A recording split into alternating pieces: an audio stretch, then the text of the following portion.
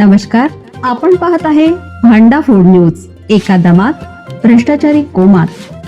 Social media, कर्जबाजारी, गुन्हेगारी, सट्टेबाजी, चोरी, मटका, जुगार, दारू, सावकारशाही, न्यायाच्या प्रतीक्षेत प्रशासन. भांडा फूड न्यूज. एका दमात भ्रष्टाचारी कोमात.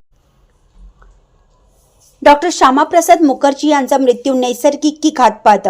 गडकरींच्या वक्तव्याने देशात नव्या चर्चांना पेव. केंद्रीय मंत्री नितीन गडकरी यांचे वक्तव्य नेहमीच चर्चेचा विषय ठरते. आता त्यांनी भारतीय जनसंघाचे संस्थापक डॉक्टर श्यामाप्रसाद मुखर्जी यांच्या मृत्यूबाबत नवे वक्तव्य केलं. डॉक्टर श्यामाप्रसाद मुखर्जी यांचा 23 जून 1953 रोजी श्रीनगर येथील तुरुंगात झालेला मृत्यू हा घातपात असल्याची शंका राजकीय वर्तुळात आहे.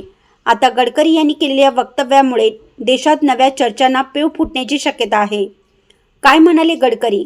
शनिवारी नागपुरातील महाल येथील नक्षत्र सभागृहात भारतीय जनसंघाचे संस्थापक डॉक्टर श्यामाप्रसाद मुखर्जी यांच्यावर आयोजित व्याख्यानात गडकरी बोलत होते.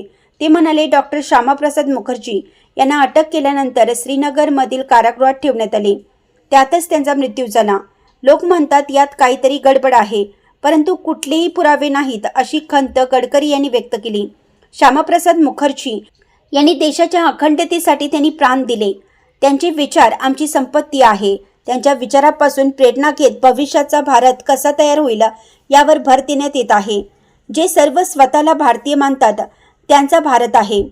काही लोक समाज तोडण्याचा प्रयत्न करतात असा आरोप त्यांनी केला.